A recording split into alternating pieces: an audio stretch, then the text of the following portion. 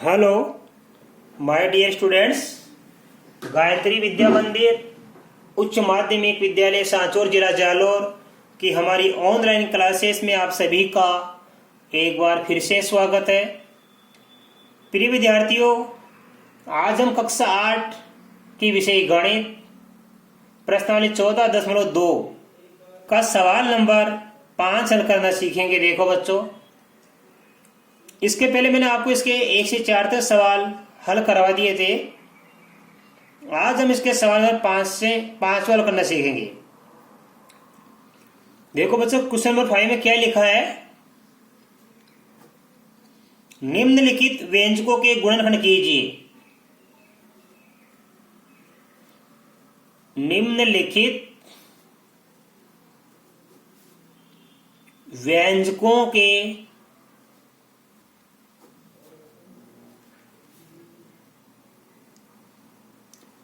गुणनखंड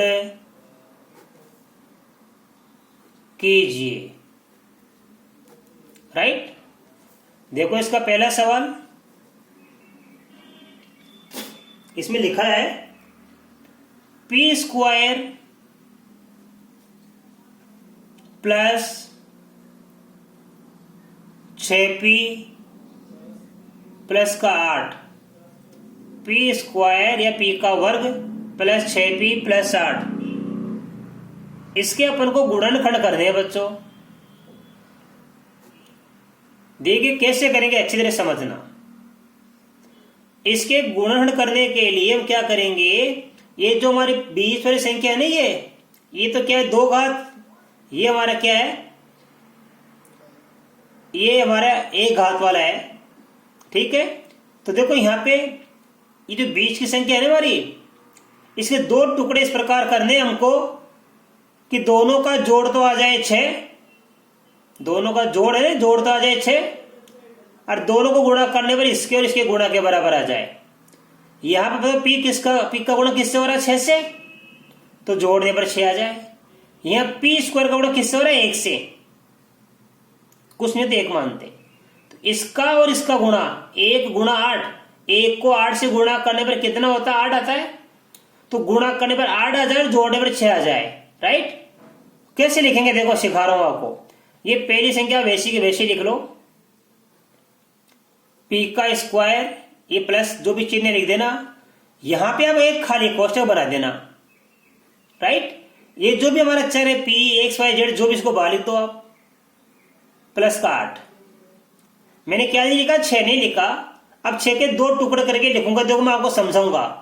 पहला सवाल समझो, इस बीच वाली संख्या के 2 टुकड़े करेंगे, ये प्लस का चिन्ह है, तो ध्यान दीजिए जोड़ने पर कितना आना चाहिए, 6 आना चाहिए, और गुणा करने पर कितना आना चाहिए, 1 और 8 के गुणा 8, तो गुणा कितना आना चाहिए, 8।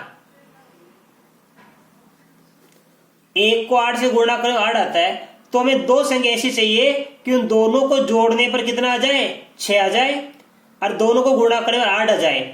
तो कैसे लिखेंगे, इस ध्यान देना, जो हमारी गुणा वाली संख्या ना ये 8, इस गुणा वाली संख्या के लिखो आप सर्वसंभव गुणनखंड। गुणा करने पर कितना आना चाहिए, इसके और इसके गुणा के बराबर। 1 और 8 का गुणा कितना होता है, 8। तो 2 टुकड़े ऐसे करेंगे कि उन दोनों को गुणा करने पर 8 आ जाए। अब कैसे पता करेंगे, चूंकि तो संख्या सरल है, मैं मौखिक बता सकता हूं, लेकिन आगे जाने पर आपकी बड़ी संख्या भी आएगी, तो तरीका सीख लो आप। इस 8 के लिखेंगे सर्वसंभव गुणनखंड। सर्व यानी सभी, तो सभी संभव गुणनखंड लिखेंगे हम। 8 में किस किस का भाग जाता है, 1 का भाग जाता है। 8 में 2 का भाग जाता है। फिर 8 में 4 का पूरा पूरा भाग जाता है। अब इसके बाद में 8 में 8 का भाग जाता है। तो 8 में इन्हीं संख्याओं का भाग पूरा पूरा जाता है, यानी ये क्या है, सभी संभव गुणनखंड। ठीक है। जैसे हमें गुणा करने में कितना लाना, 8, तो देखो 1 को 8 से गुणा करने पर कितना आता है, 8 आता है। राइट। 2 को 4 से गुणा करने पर भी कितना आता है, 8। तो इस 6 के 2 टुकड़े क्या हो सकते हैं, या तो हो सकता है ये 8 और 1 में से, क्योंकि इन दोनों का गुणा कितना हो गया, 8।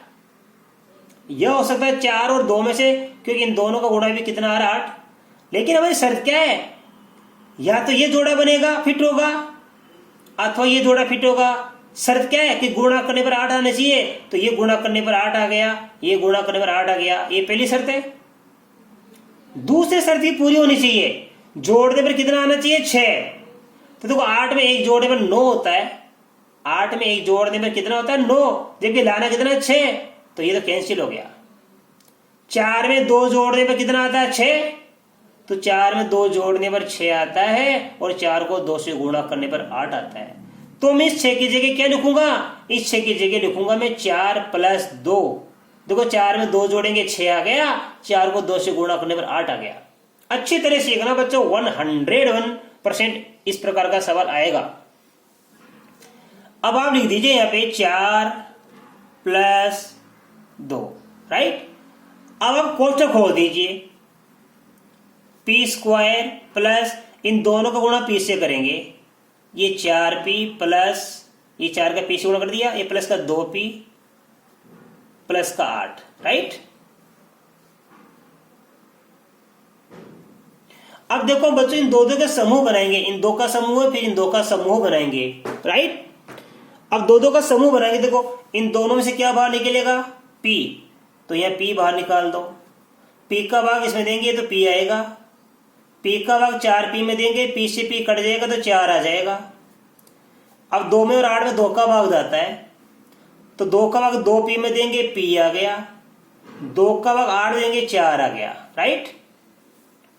तो हमारे पास आंसर क्या प्राप्त हो गया, देखो p + 4 यहां भी आ गया, p + 4 यहां भी आ गया, तो ये p + 4 प्रथम, और p ये प्लस का 2 ये आ गया दूसरा गुणनखंड, राइट। अब देखो बच्चों इसी प्रकार दूसरा, इसका दूसरे में लिखा है q² माइनस का 10q प्लस का 21, राइट। देखो ये q² माइनस खाली कोष्टक ये q प्लस का 21, वही बात, ये प्लस का चिन्ह है, तो बच्चों जोड़ने पर कितना आना चाहिए 10, ये संख्या जोड़ने में 10 आनी चाहिए, और गुणा करने में कितना आना चाहिए 21, राइट। 21 में किस किस का भाग जाता है, 3 का भी जाता है और 7 का भी जाता है, ठीक है, 1 का भी जाता है और 21 का भी जाता है। तो देखो 1 को 21 से गुणा करने पर भी 21 आता है, और 3 को 7 से गुणा करने पर भी 21 आता है, और जोड़ने में कितना आना चाहिए 10। तो देखो 21 में 1 जोड़ेंगे तो 22 बन जाता है, और 7 में 3 जोड़ते हैं तो 10 आ जाता है, तो ये टुकड़ा फाइनल हो गया। हम 10 की जगह क्या लिख देंगे बच्चों, यहाँ पे 7 + 3, राइट। तो 10q की जगह लिख दिया हमने 7 + 3 का q। अब कोष्ठक खोल देंगे, देखो ध्यान देना, यह है q², ठीक है, माइनस का चिन्ह है। अब 7 को q से गुणा करने पर आता है 7q, फिर माइनस प्लस मिलकर माइनस, 3 को q से गुणा करने पर आता है 3q प्लस का 21, राइट। अब देखो ये समूह बन गया, q² माइनस 7q का ये समूह बन गया, माइनस 3q + 21 का दूसरा समूह बन गया। कॉमन निकालेंगे बच्चों, इन दोनों कॉमन q आएगा, q यहाँ 2 बार है, q यहाँ 1 बार, तो q दोनों में आ गया, इस q को बाहर निकाल दो आप, q का भाग q² देंगे तो 1 बार बाहर आ गया, 2 बार था, ये 2 बार था, 1 बार बाहर आ गया, तो 1 बार बच गया q। 7q में भाग देंगे q का, तो q से q कट जाएगा, क्या बच जाएगा 7, माइनस का माइनस। अब 3 में और 21 में 3 का भाग जाता है, यानी इसका सार गुणनखंड क्या है, कॉमन फैक्टर क्या है 3 है, 3 को बाहर निकाल दिया हमने, 3 से 3 कट जाएगा, इसमें हम 3 का भाग देंगे, 3q में 3 का भाग देंगे, माइनस माइनस तो हो जाएगा प्लस, 3q में 3 का भाग देंगे, 3 से 3 कट जाएगा, क्या बच जाएगा q, यह माइनस और ये प्लस मिलकर क्या बन जाएगा पुनः माइनस। अब 21 में 3 का भाग देंगे बच्चों, तो क्या आएगा यहाँ पे 7, ये 7। अब देखो यहां भी q - 7, यहां भी q - 7 आ गया, तो लिखेंगे q - 7 ये प्रथम गुणनखंड, फिर ये बाहर वाली संख्या, इसके बाहर q लिखा, इसके बाहर -3 लिखा, q - 3, तो इसका हमारा गुणनखंड बच्चों क्या प्राप्त हो गया? इसका गुणनखंड प्राप्त हो गया q माइनस 7 q माइनस 3। ये हमको दो गुणनखंड इसके प्राप्त हो गए, राइट। अब देखिए बच्चों इसके बाद में इसका सवाल नंबर 3 बड़ा ही सरल सवाल है ये, आप इनकी अच्छी तैयारी करना बच्चों।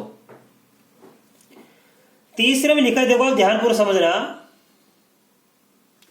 पी स्क्वायर प्लस का 6p और माइनस का 16। पी स्क्वायर प्लस का 6p माइनस का 16। देखो बच्चों अब तक क्या था हमारे सवाल में, अंत में क्या आ रहा था? प्लस। यहां भी अंत में क्या आ रहा था? प्लस। इस बार अंत में क्या आ गया? Minus, right. ये बीजोत्तर संख्या क्या है? जोड़ने पर 6 आएगा। यहां प्लस था तो जोड़ने पर 6 आया, फिर यहां प्लस है तो जोड़ने पर 10 आ गया, यहां माइनस है तो आप 2 टुकड़े करना, घटाने पर क्या आना चाहिए? 6, और गुणा करने पर कितना आना चाहिए? 16। यहां गुणा करने पर 8 आता, यहां गुणा करने पर 21 आता, और यहां गुणा करने 16 आना चाहिए। तो देखो कैसे, ये माइनस का चिन्ह है तो लिख दीजिए अभी माइनस, यानी घटाने पर क्या आना चाहिए? 6। घटाने पर 6 आना चाहिए, गुणा करने पर कितना आना चाहिए? 16। हमें दो संख्या ऐसी देखनी है बच्चों कि जिनको आपस में घटाने पर ही 6 बजे। कोष्ठक के अंदर मैं कोष्ठक बना के बता रहा हूं, नहीं तो क्या बोला करते हैं? जोड़ने पर 6p, जोड़ने पर 10q माइनस का, और जोड़ने पर ये 6p प्लस का। लेकिन हम ऐसा नहीं सीखेंगे। यहाँ प्लस का चिन्ह है, जोड़ने पर 6 आना चाहिए, यहाँ प्लस का चिन्ह है, जोड़ने पर 10 आना चाहिए, यहाँ माइनस का चिन्ह है तो घटाने पर 6 आना चाहिए। गुणा करने पर तो यहाँ वही नियम बराबर है, यहाँ भी 8 आना चाहिए, यहाँ 21 आना चाहिए, और यहाँ 16 आना चाहिए। अब देखो 16 के लिखेंगे सर्वसंभव गुणनखंड। 16 में 1 का भाग जाता है, 2 का भाग जाता है, 4 का भाग जाता है, 8 का भाग जाता है, और 16 का भाग जाता है। तो 16 के सर्वसंभव गुणनखंड हुआ 1, 2, 4, 8, 16। ये लिख दिया मैंने सभी संभव गुणनखंड। अब देखो बच्चों गुणा करने पर क्या लाना है? 16। तो देखो 1 का गुणा 16 से करने पर 16 आता है, फिर ये 2 का गुणा 8 से करने पर 16 आता है, बच गया 4। तो 4 का 4 से ही गुणा करने पर कितना आता है? 16 आता है, राइट। तो हमें इसके 6 के 2 टुकड़े करने हैं कि गुणा करने पर 16 आ जाए और घटाने पर कितना आ जाए? 6। तो देखो इनमें से 16 में से 1 घटाने पर 15 आता है, देखिए हमको लाना है 6। 8 में से 2 घटाने पर 6 आता है, तो ये टुकड़ा फिट हो गया 8 माइनस 2, ये फाइनल हो गया 8 माइनस 2, राइट। अब कैसे लिखेंगे देखो अपन, ये है पी स्क्वायर, ये प्लस का चिन्ह जो भी चिन्ह लिख देना आप, खाली कोष्ठक बनाइए। यह है पी माइनस का 16, राइट। मैंने सारी संख्या लिख दी केवल ये 6 के अलावा। अब 6 की जगह टुकड़े भर दूंगा मैं, ये 8 माइनस 2, प्लस मत कर देना क्यों? घटाने पर क्या लाना? 6। यदि प्लस का चिन्ह होता है यहाँ पे तो मैं 8 प्लस 2 लिखता, 8 प्लस 2 जिसे 7 प्लस 3 4 प्लस 2 लिखा। अब प्लस की जगह क्या लिख दूंगा? माइनस, क्योंकि ये माइनस का चिन्ह ही है लास्ट में, तो घटाने पर 6 लाना है। 8 माइनस का 2। अब आप कोष्ठक खोल दीजिए, ये पी स्क्वायर प्लस 8 को पी से गुणा करेंगे बच्चों 8p, माइनस 2 को पी से गुणा करेंगे बच्चों माइनस का 2p, माइनस का 16। अब यहाँ p 2 बार, यहाँ p 1 बार, तो इनका सार्वयव गुणनखंड क्या प्राप्त हो गया? p। अब p का भाग p स्क्वायर देने पर p बचता है, प्लस का प्लस। 8p में p का भाग देंगे तो p से p कट जाएगा, बच जाएगा 8, माइनस का माइनस। अब देखो 2 में 16 में 2 का भाग जाता है, अर्थात 2 का और 16 का सार्वयव गुणनखंड हो गया 2। इसमें 2 में और 16 में 4 में गुणन रह गया 2, ये बाहर निकाल दिया हमने। 2 का भाग 2p में देंगे तो 2 से 2 कट जाएगा, p बच जाएगा। माइनस और माइनस मिलकर बन जाएगा प्लस। 16 में 2 का भाग देंगे तो आएगा 8। देखो कोष्टक यहां भी p प्लस 8 आ गया और कोष्टक बच्चों यहां भी p प्लस 8 आ गया, राइट। अब इसका पूरे का सार व गुणन क्या प्राप्त हो गया, p प्लस 8, p प्लस 8 प्राप्त हो गया हमको। तो यहां लिखेंगे p प्लस 8, ये बाहर वाले संख्या लिखेंगे दूसरे कोष्टक में p माइनस 2। तो ये हमको 2 गुणनखंड प्राप्त हो गए बच्चों। इसके साथ ही आज हमारी ये क्वेश्चन नंबर 5 भी पूरा हल कर दिया और प्रश्न 14.2 में आपकी कंप्लीट हल हो गई। तो बच्चों मैं आशा कर सकता हूं कि आज बताए गए ये तीनों ही सवाल आपको बड़े अच्छी तरह समझ में आए होंगे। इसके बाद में आगे की प्रश्नावली आपको कल के वीडियो में हल कराऊंगा। तब तक के लिए आप सभी को धन्यवाद।